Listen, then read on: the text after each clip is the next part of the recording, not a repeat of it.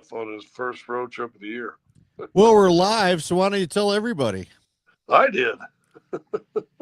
Good morning, good morning, good evening, everybody. We're hanging out here with you, Scott Hastings, Andy Lindahl. A little Halloween theme the day before Halloween. It's cute, Andy.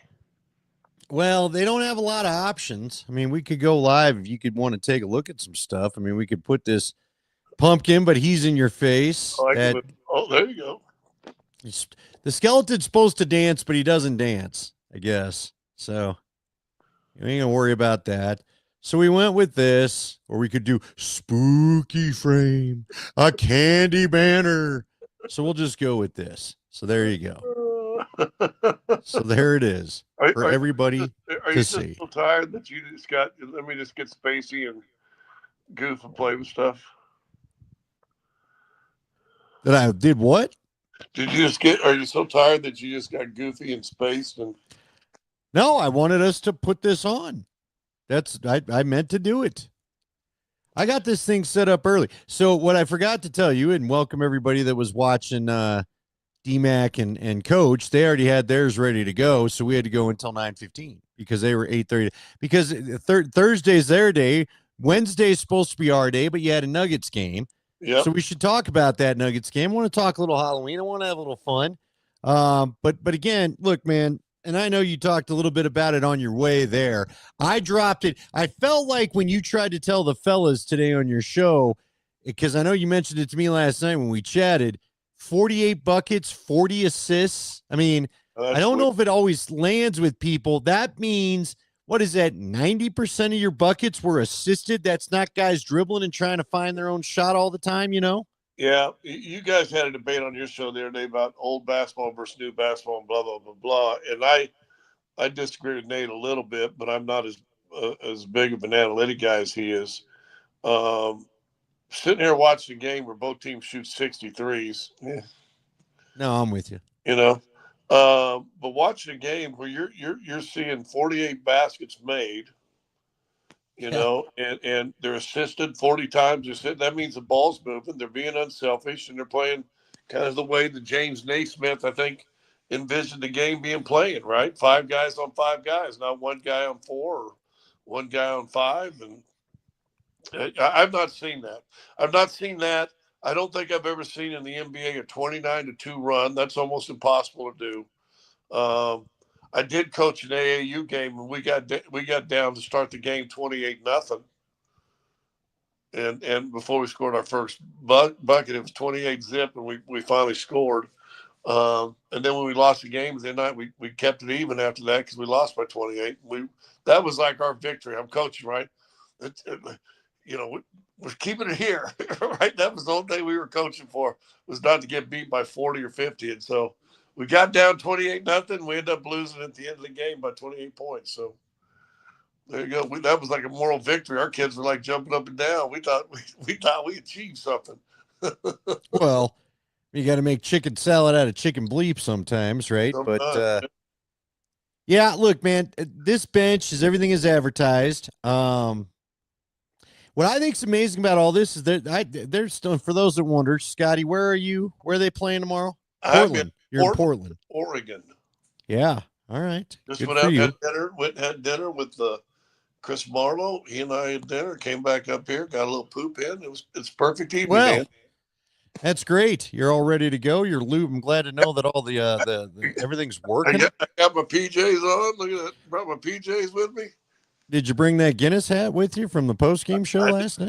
I didn't bring my Guinness hat. Look, man, this bench, the bench is still, and I don't mean this in a negative light because I think sometimes we do. It's a work in progress, but I say that as they're already doing a lot of good things, and I'm not even sure Adelman has it all figured out yet. I think Adelman's just trying some stuff. I thought it was fascinating when Adelman mentioned, after the game, he was able to play Jokic. He was able to keep him out for an 8-minute stretch. He's not used to that, but then he thought the big fella maybe got a little stiff, so he doesn't know if he wants to go that long again. But this is the kind of stuff I'm talking about where, I mean, he doesn't even have it all worked out yet. Well, no, now if you're going to keep him out that long, they keep a bike, right? The stationary bike right beside the thing. You might say, "Hey, Joker, good jump on that for like a minute or so."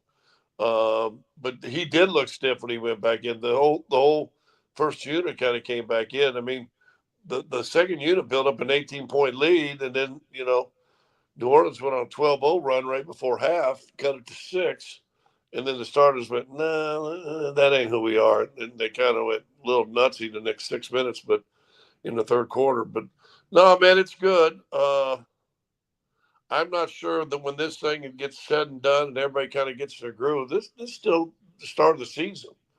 I mean, I'm you know, you're gonna have a tough game tomorrow. I'll be interested to see what Jamal Murray. He was limping around there a little bit in that fourth quarter or third quarter actually. So I hope that's nothing serious.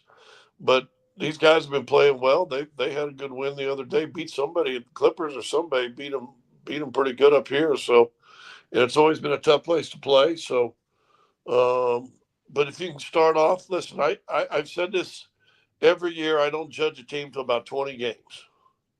Adelman put 10. Adelman says, it's going to take 10 games for these guys to figure out, and for me to figure out who, what, when, and where. I've always used 20 games as a marker to kind of decide, okay, we pretty much know what you're going to be. Which was last year. They were 11-10 at 21. So you're like, what are they going to be? You didn't know.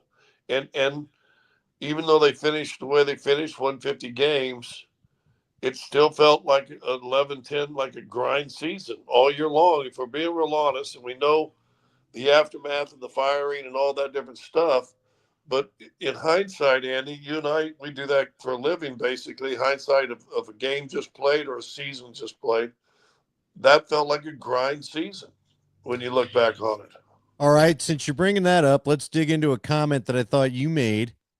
And again, you're in game, you're not doing a talk show, so not too much more was said about it. But you pointed out that Jamal and Joker were at the end of the bench, kind of laughing, having fun, sitting with each other. And you said we didn't see that too much last year. And then the commentary kind of went on because, again, that's not really the focus of what we all tuned in for, I guess. But I wanted you to expand on that. Why do you think that is? Why don't you think they sat together? Was it just No, were they they weren't both sitting. frustrated, or It was actually at a timeout, and they were both standing up. The bench was out, and they were standing up, which I'm big. Listen, when there's a timeout and you're a bench guy, you're always up and trying to support the guys that are out there playing. I appreciate the guys that have been playing. Now you're sitting down, and when the bench comes in there, you get up too. And Joker and Jamal were sitting there goofing, and they were laughing about something. They're up by 30 some points or whatever it is, and I turned to somebody who was sitting beside me. I said, we didn't see that last year. We didn't see that joy. First of all, I don't think Jamal last year played with much joy. Now, was he still banged up? Well, he missed what 20 or 21 games out of the first 40 or something like that. I think at one time they played 38 games and Jamal had already missed 20 of them. I don't think there was a lot of joy. I don't think he had a lot of joy last year. I think it wore on, and this is all my perception and speculation. I thought as the season wore on, I thought Joker got tired of if I ain't great every night, and guess what? Sometimes when I am great, we aren't win. Didn't he have a 60-20-20 game and they lost or something like that? yeah, the end of the year against Minnesota when So Russ did all his weird stuff and fouled the 3-point shooter and blew the layup and all that. I'm not.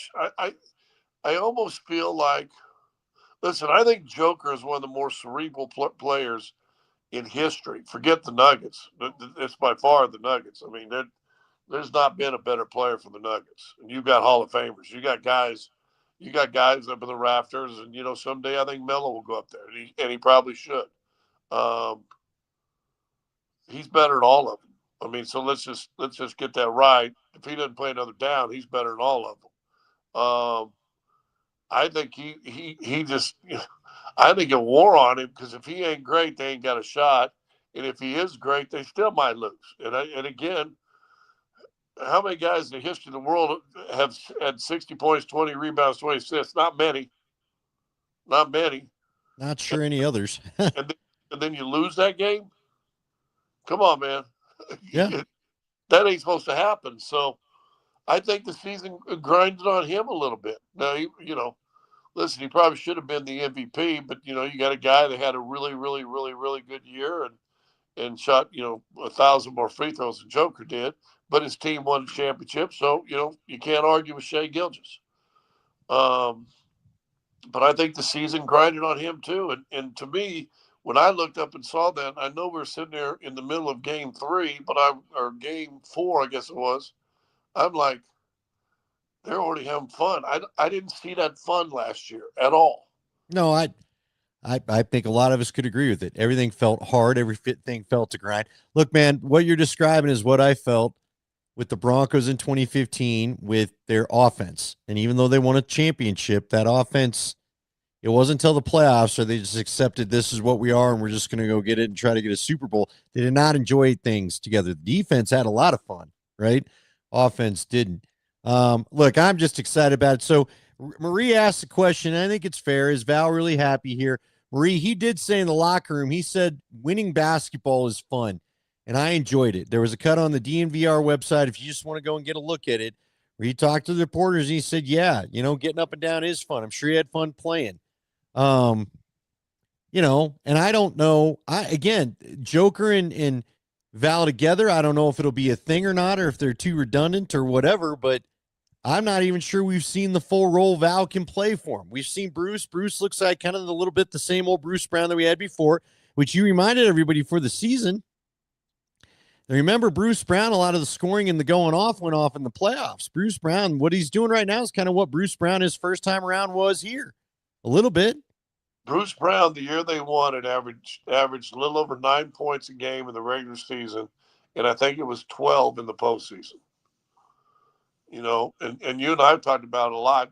And what's the great line by John Elway?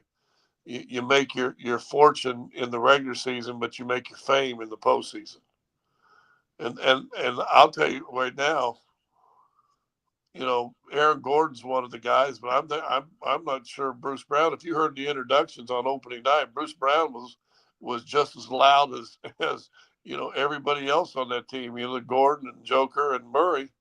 Bruce Brown was right there with him. He's supposed to be a new guy this year. So I don't know, man. It's gonna be fun. Listen, I don't know if anybody's realized this. We still have 78 more games. Yeah, that's a lot of games. Yeah. And a lot of time you got to stay healthy.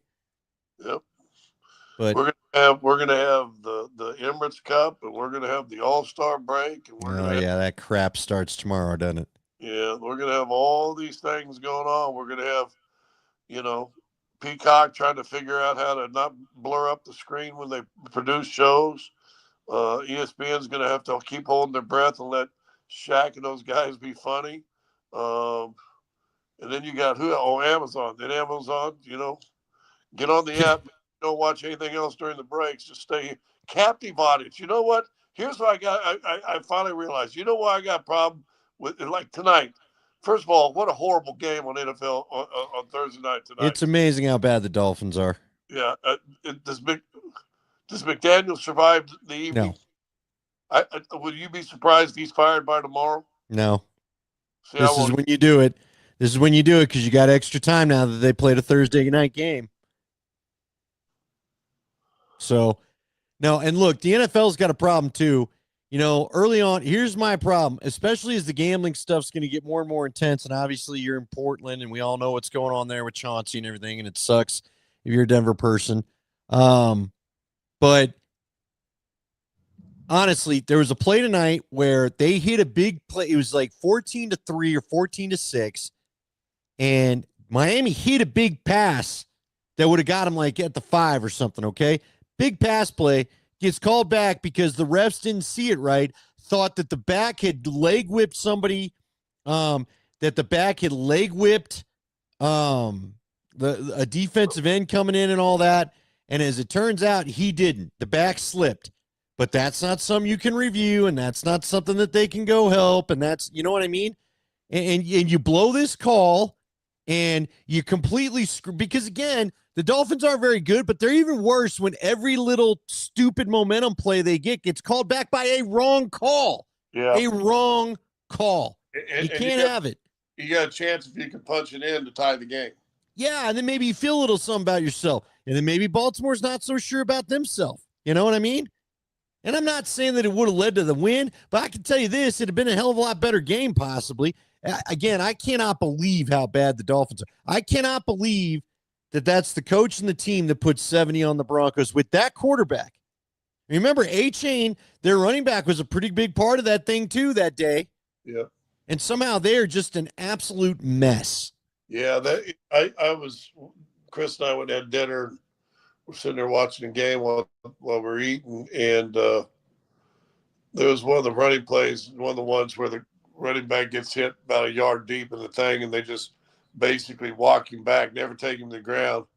And I'm like, dude, there's no energy. Miami's offensive line looks like it's quit. There's no this is. Like I said, I wouldn't like watching like I watch a Broncos game, but I'm watching it go, man, there's no energy here.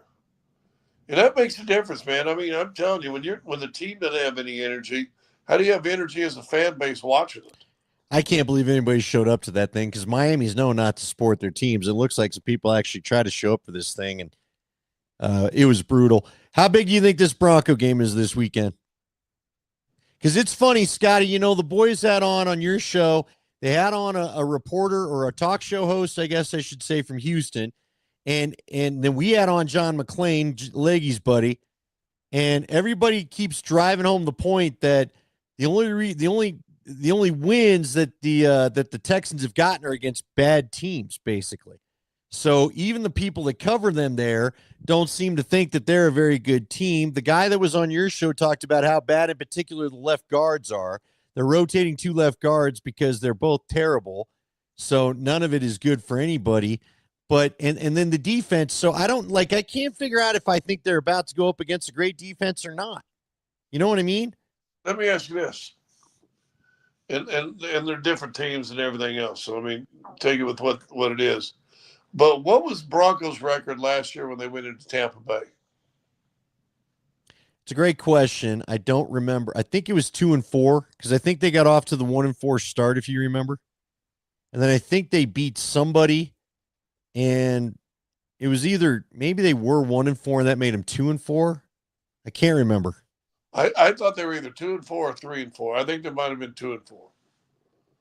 So because then you beat Tampa, and then you beat the Jets, you're a 500 team. I feel like it's right around there. I think you're right. I think they were 2-4. And Denver had no expectation. Nobody in the NFL expected, because remember, Tampa Bay was playing hot. They were playing good. No one thought Tampa Bay was going to get beat by Denver.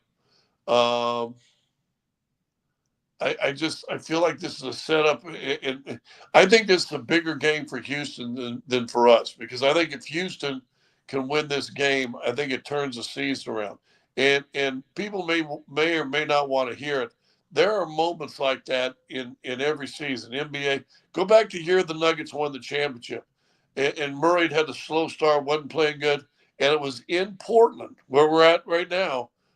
He hit that step back 3 at the buzzer, won the game, and they went on and I think won 12 of the next 14 or 13 of the next 15, or went on this huge streak. Games do that. This is a bigger game for Houston than Denver, because if Houston loses it, they go to 3-5.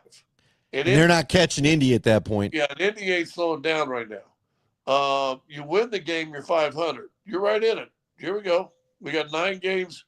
Let's go 6-3, and all of a sudden we got 10 wins.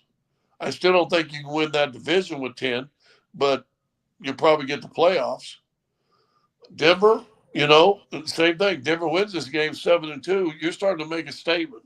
I mean, you're making a statement that you're here for real. The AFC West is our goal. We're going to try to put this in our back pocket. Well, so it's a big game, but I think Denver can recover from a loss better than Houston will be able to. Yeah. I would agree, although I don't think, here's the one thing I'm going to warn you about. And look, you and I have been talking about this, and I'm not sure everybody wants to listen. Nate has been as stubborn about this as anything. Nate does not want to buy that the Chiefs are having a Patriot moment, but it sure as hell feels that way to me. And they're just hanging a game back at Denver. I don't think you want to be caught by the time they come to Denver. I'll just say that. That's why I think all these games are big. I think you want to play, because remember, It's Houston this Sunday. They turn around for the quick one against Vegas. The Chiefs then have the bye. While we're playing Vegas, the Chiefs have the bye, so the Chiefs get a bye before they play you. We all know what Andy Reid's record is coming out of the bye. And at least you get the 10 days because you're a quick turnaround. But all I'm saying is don't let them catch you by the time you get to that game, because that's how, you know.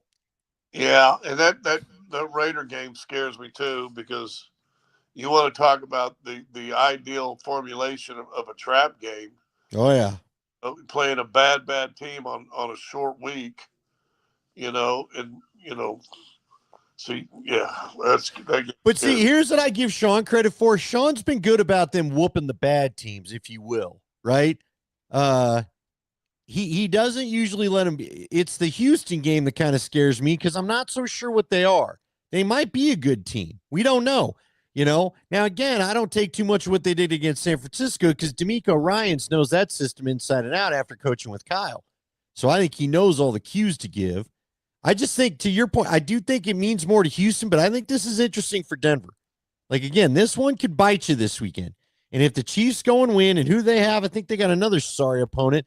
Like, the Chiefs are just waiting to catch you, and then they feel good about themselves. That's, and you know what? And again, Bo Nix, it was said, Bo Nix needs to have a game against a good defense a little bit here.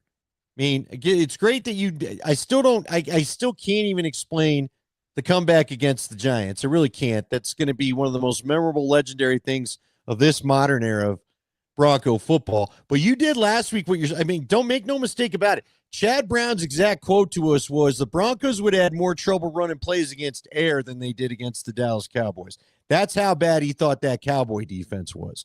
So, and Chad's not out there talking smack to people. So, yeah, Chad's not beholden to the Broncos. No, he really isn't. So, yeah, he ain't going in their Ring of Fame.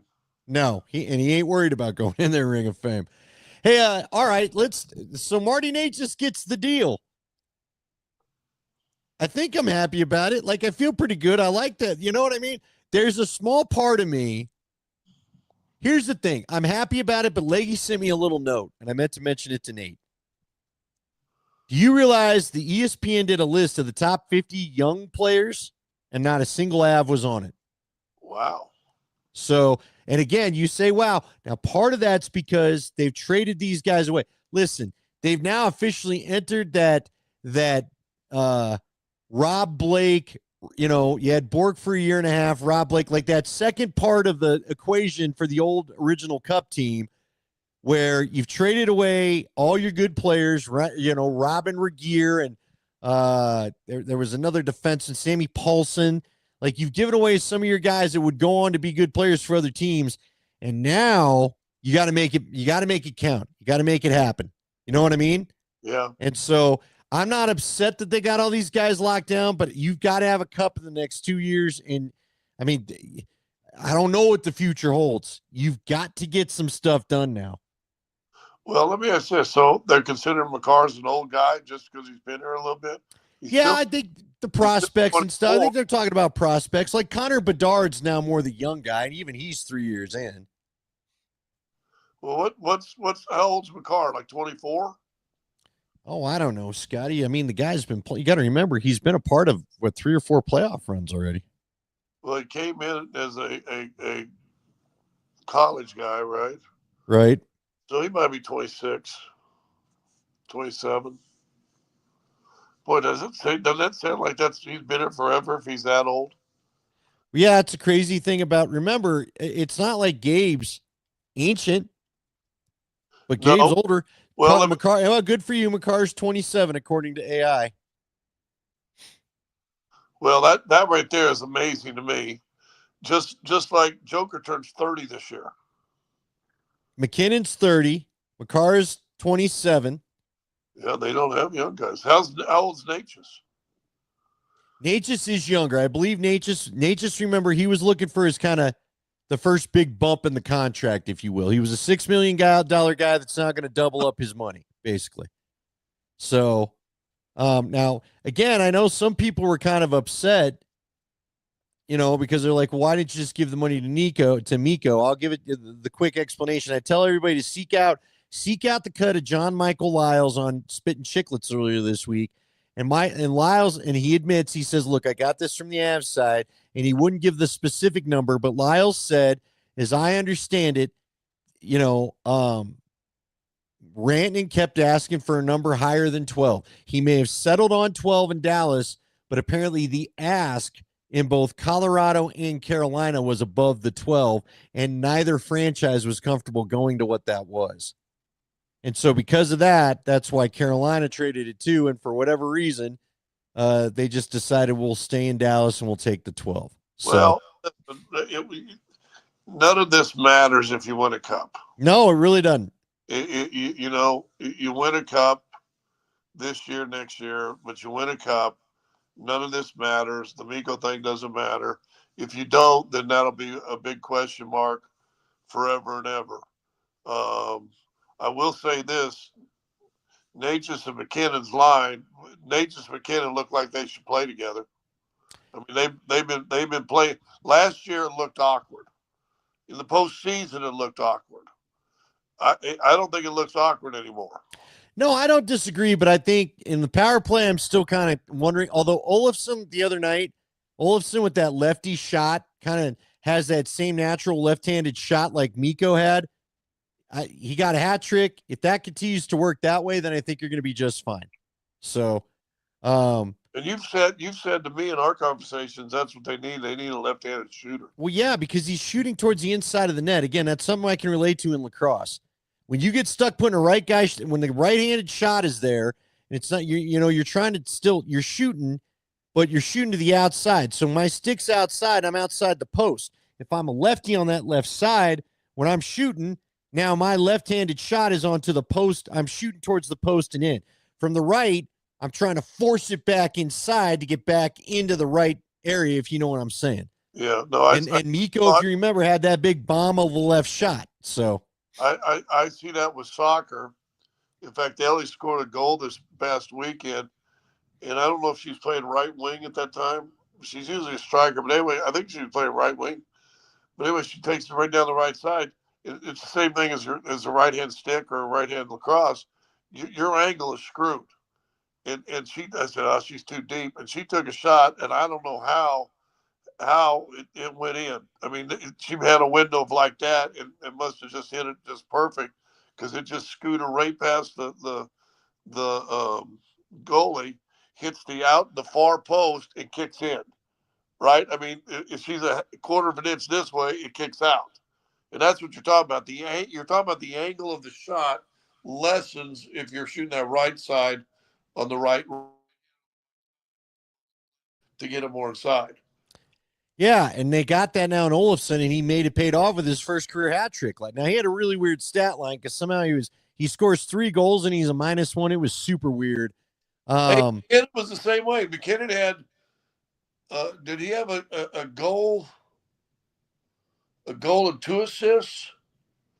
And Olofsson, I think, had 3 goals and 2 assists. He had 5 points, and he was -1. Yeah. And must have been on the ice for all the goals then. 1-2. Yeah, man. It was a weird game. And I guess I wondered where you start talking about a goalie controversy. We're not going to have a goalie controversy now. I guess. And I love Wedgwood. Look, man, Wedgwood has been great. But if you remember, this kind of happens sometimes with Francouz. Remember him on the Cup team?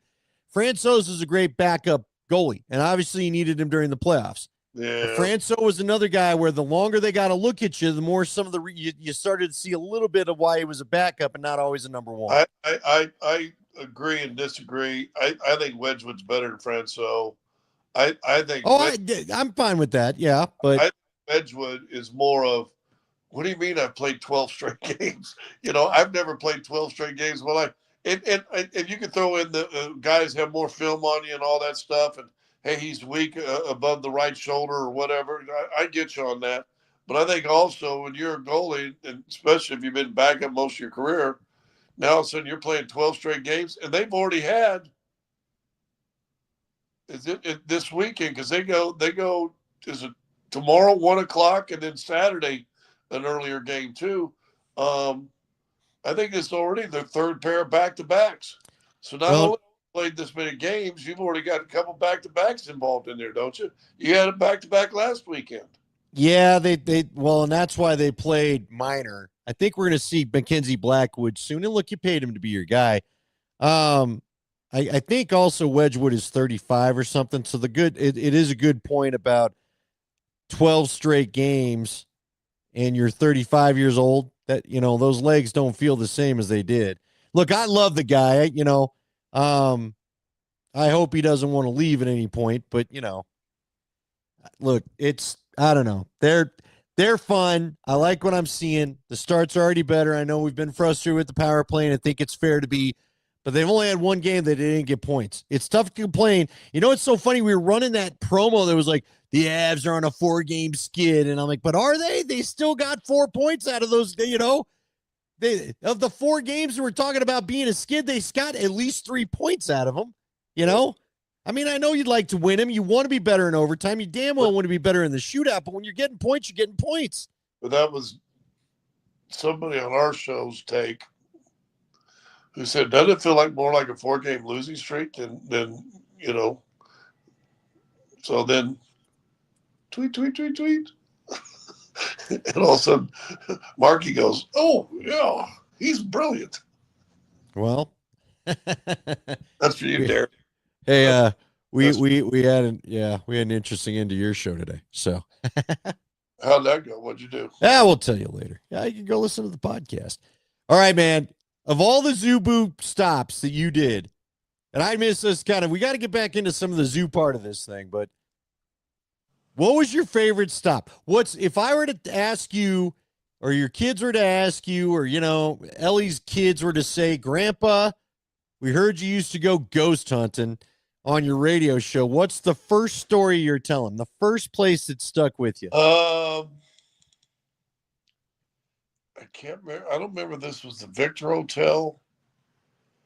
I mean, was the Victor Hotel the one that said, "Who are you?" Was that the Victor, or was that some other place? I think that was the Victor, because that was, you had we had an engineer. I think his name was Brett, who was with Rocky Mountain Paranormal, and he was walking around, and I wish I could play the audio again. We had access to do that on the podcast when we did it just on Wave, but there was another little mining town, and we spent the night at this one little bed and breakfast like place. Right, that was where the mic was open in the basement, right? No, that was in Georgetown. That was creepy too, but we stayed at this one place. I can't remember the town. If anybody's listening, the members, but we went over and visited this other house, this other place that they turned into a restaurant and a hotel restaurant, and they're doing some work on the hotel upstairs. Kenny Dana was there the day before to set up, and he had a total experience of this waitress kept walking by him and wouldn't even speak to him or serve him, and she was wearing kind of an old style kind of waitress clothes. And finally, somebody came over and said, like 30 minutes ago, oh, sorry, we're short stepped. Well, I saw a lady. He goes, there's no lady here. I mean, kind of freaky. So we go there back the next night, and it's not a place where we're not staying there, but we had dinner and a couple of beers. But the guy who runs it's going to give us a big tour. And so we had probably 5 or 6 of us standing in the kitchen, and he's telling about what they're doing, some of the things they've heard and seen. And Kenny tells this story about how this lady kept walking by and just ignored him. And it's right over behind me. There's one of those, those metal racks for pots and pans and everything else is right behind me. And it's kind of behind a door, but it's right behind me. The door's open, and we have 5 or 6 people just standing there. And it's right over my left shoulder. There you go. And Kenny's telling that story about the lady not waiting on him. And the owner, the manager said, yeah, we've had other people said they've seen a waitress, type person. And Kenny, well, that's good to know. I just thought you guys had crappy service. And as soon as he said that, this 5-gallon pot, one of those big industrial 5-gallon pot, flies The shelf doesn't tip over. The shelving, it's like a 3 or 4 layer shelving. None of that tips over. Nothing else falls off. This 5-gallon pot goes flying off this top shelf over my left shoulder, and somebody was standing on my left too, between us, and flies about 4 or 5 feet and hits this counter that's probably when you sit up in that chair to your TV away. So what, 5 feet, 4 Yeah. feet? This 5-gallon pot, and so we started like, what the frick? I mean, it freaked us out. Right? We didn't know what's going on, and we're like, oh my god, we started playing with the door. There was somebody bumping. Nothing else fell off the shelf. This 5-gallon pot flew off. I mean, flew off, boom, like this. We're going, oh my god, we're freaking out. So we get our composure. We go up. He's going to take us up tours because they're doing a bunch of reconstructions of rooms, and we get in this one room, and the guy's telling about it. There's stuff with the sheets over it, where they've been painting. There's some ladders, blah blah blah, stuff like that. He's like looking at it. Yeah, this is supposed to be one of the ones. We've had a lot of stuff in here. Guys say they'll come in here and they'll leave, will come back and stuff will move. Their paint bucket will move from here to there, blah, blah, blah, blah, blah, blah. And I'm kind of in the back of the group. They go in there and look, and they kind of pull the door closed a little bit. So we're freaking out. I'm me, I'm like a little freaked out, and me and somebody else. And we go, let's go back and look at that room. No, you want, listen, and I don't think we had any EVP equipment, but let's go in there. So I go and open the door. It's not click shut, but it's closed. The door won't open. I can't budge it. It's like something is all of a sudden behind the door. It was just opened. Like I can't push it up. I get it wide enough, about 6 inches, and I like sticking my hand thinking maybe something's up in there. And I got one of those Casio G-Shock watches on, right? Bing, bing, bing, boom, boom, boom. And that's all I've stuck in that room was my watch in my arm, trying to feel something. Doesn't grab me or nothing, but I mean, I'm thinking something fell behind the door. We couldn't push the door all the way open. It was just opened. So we go walk a little bit further. Now we're going to walk down the steps, and somebody says, well, we got to get back to our place. I go, yeah, what time is it? I go, 4 in the morning. How's it? I'm looking at Casio. You know those things. I mean, Yeah. you're big. You ain't accidentally bumping it. My watch has somehow gone to like China's time. And I hadn't touched it or whatever. And I'm like, what the 4 o'clock? They go, 4 o'clock, it's 8:30. And I went, what? And I'm like, what? How did my watch do that? And I'm like, blah, blah, blah. And I'm trying to figure out how to get it back, and it won't go back. It just stays on this one time. I'm hitting buttons, doing stuff. It won't go back. We start walking down the stairs. When we got to the bottom of the steps, from the second floor to the bottom of the steps, all of a sudden my watch goes back to the normal time. That's wild. You didn't tell me the watch part. I'd heard the other part. You never told me about the watch. No, that was the trippiest thing. Because now, but again, with the big pot flying off, you're thinking, did somebody bump it? We tried to debunk it and couldn't do it. And then my watch said, well, did I hit the buttons? Was I pushing something I didn't know? But it went from like, 4:30 or 6:30 in the morning, like 2 days, like 2 years. It was off 2 years. Like the whole date was off. I wish I should have, thinking back now, written down what date it went to and to see if that mattered at all. And I still didn't do anything because it would either go completely off or go back to that time. And I couldn't get anything to change. Got down the bottom floor and I looked at my watch again to see if somebody knew how to do it. I went, oh, it's back to normal. Everything's fine and working. So, and I can't now, and we didn't stay at that place. And it was an old mining town. Yeah, I remember it because it was the end of the week. You started the week at Crick Patterson, and I was with you guys for that, which is off 11th and Washington, not far from Stoney's, that bar we're always at. And the Crick Patterson, Jack Osborne took his show to the Crick Patterson last year. Yeah, and they're convinced it's haunted. They're convinced there's a portal or something in there because it's called Portals to Hell. Yeah. Because there's been so many hauntings. So that was where I've shown people in the past the sketch of the ghost that Casey Lamb, the engineer, saw, which he was never the same. That you guys went to the place with the basement with the mic was on, and the guy said, "Read your Bible to us," and we still don't know who said that. And then I remember you guys saying that place. I wish I could remember what it was because one in like Eastern Colorado where you headed there. I just know you guys said that was the scariest of the bunch. Yeah. And the Victor was no walk in the park either. Victor is where we had the voice. Who are you? You guys went to the Stanley, but you didn't stay in like the rooms, right? I did. Me and I never stayed in the room by myself.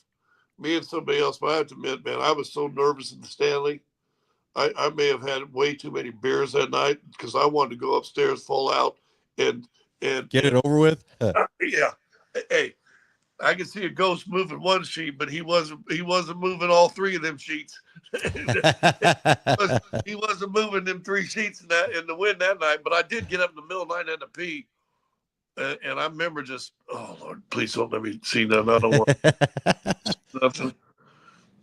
Well, it's I don't know, man. It was crazy. Some of the stuff you guys found, it was crazy. And you know the guy Zach Bagans who does Ghost Adventures, after the complaints in Milwaukee of the hotel that the guys are staying at where the Dodgers left and they said they wouldn't stay there anymore, Bailey Bagans is going to go to the hotel and go check it out. Yeah, the Fister.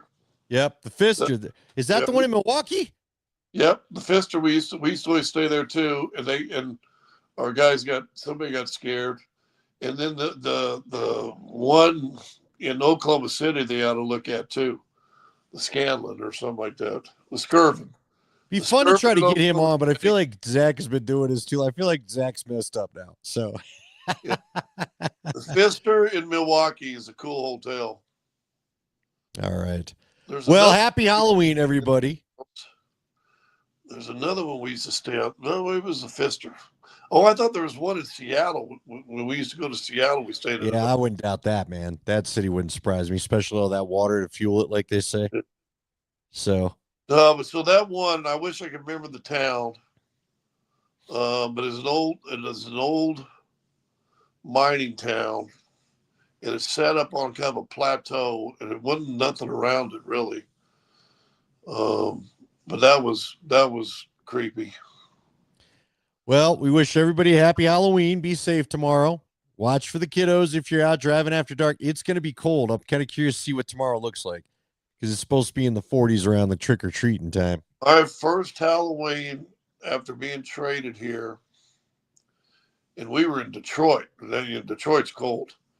It snowed 8 inches, and I remember my kids had all these cute little, Ashley and Allie had these cute little princess garbs, and instead they're wearing that with about 8. They look like the dude on the Christmas Story with this one onesie with their arms. I mean, we had them so bundled up. They were walking around and had these princess dress on with these big old heavy coats. They were walking around, their arms are all stuck and everything. And that was our first Halloween here. It always gets cold in Denver on Halloween. Yeah, the one year, though, that I wanted to be a ninja, I had to go coat. But anyway. All right, well, happy Halloween, everybody. We got more. We got more stories. We'll have to tell a few as we go here. We have to do, if we're doing this podcast in a year, because the radio people, let's be honest, are no fun club, NFCs.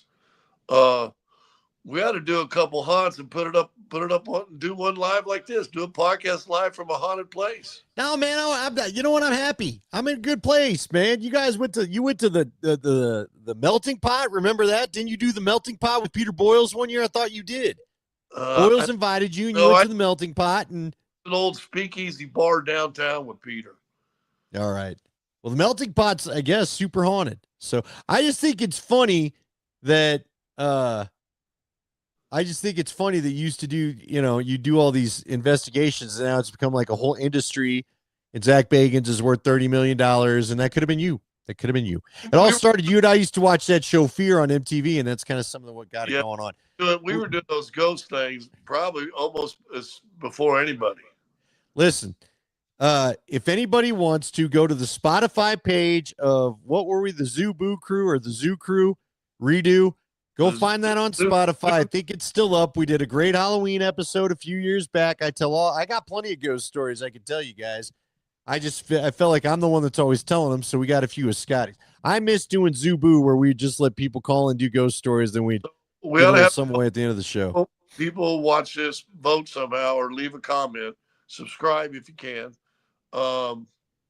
If people want to see us do a live something somewhere next year at a haunted place. We both have to still be employed, so we'll see. Yeah, I suppose we could do it on a different channel. I mean, I think we'll be there, but it's radio. Nobody knows anything.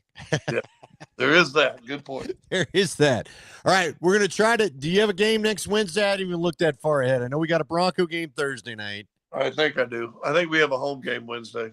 All right. Well, we'll figure something out, folks. We're going to keep bringing you the podcast. Maybe we'll even do it Tuesday. Who knows, Scotty? Maybe we'll do it on a Tuesday in front of that game. How about that? Yeah, they play Monday. What do the Avs do? I don't have any idea. I'm not into that part of it yet. You know what I mean? I'm just kind of waking up and surprised when it's on. So anyway. All right, everybody take care. We'll talk to you later, and happy Halloween.